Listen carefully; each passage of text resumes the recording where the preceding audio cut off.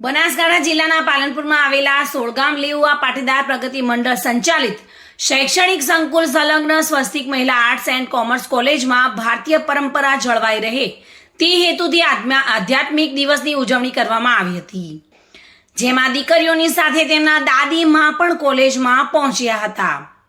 અત્યારના આધુનિક યુગની વાત કરવામાં આવે ત્યારે ફેબ્રુઆરી મહિનામાં જુદા જુદા ડેની ઉજવણીમાં ભારતીય સંસ્કૃતિ ક્યાંય જોવા મળતી નથી। વેસ્ટર્ન કલ્ચરના કારણે દિવસે ને દિવસે હિન્દુત્વ સ્વરૂપ ખોરવાઈ રહ્યું છે। આ ભારતીય વારસો જળવાઈ રહે તેવા શુભ આશયથી સ્વસ્તિક મહિલા કોલેજમાં આધ્યાત્મિક દિવસની ઉજવણી કરવામાં આવી, જેમાં કોલેજની દીકરીઓ તેમના દાદીમા સાથે કોલેજમાં આવે અને ભજન મંડળીમાં જોડાઈ તથા દીકરીઓ પણ જુદા જુદા વેશભૂષા ધારણ કરીને હિન્દુત્વનું મહત્વ શું છે તેની જાણકારી પ્રાપ્ત કરે।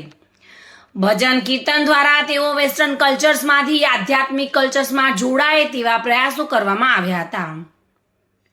કાર્યક્રમમાં કોલેજની દીકરીઓ ઉત્સાહભેર જોડાઈ હતી। આ શુભ કાર્યમાં સ્વસ્તિક શૈક્ષણિક સંકુલના કોઓર્ડિનેટર મહેન્દ્રભાઈ પંચાલ, સમગ્ર સ્વસ્તિક શૈક્ષણિક સંકુલના આચાર્ય મણિભાઈ મેવાડા, સ્વસ્તિક મહિલા કોલેજના આચાર્ય નેહલબેન પરમાર, સ્વસ્તિક બાલ મંદિર વિભાગના આચાર્ય દર્શનાબેન મોદી, અંગ્રેજી માધ્યમના આચાર્ય હેતલબેન રાવલ તથા તમામ અધ્યાપિકા બહેનો હાજર રહ્યા હતા। કાર્યક્રમનું માર્ગદર્શન સમગ્ર સ્વસ્તિક શૈક્ષણિક સંસ્થાના ઉત્સાહી પ્રમુખ રમેશભાઈ પટેલ દ્વારા પૂરું પાડવામાં આવ્યું હતું।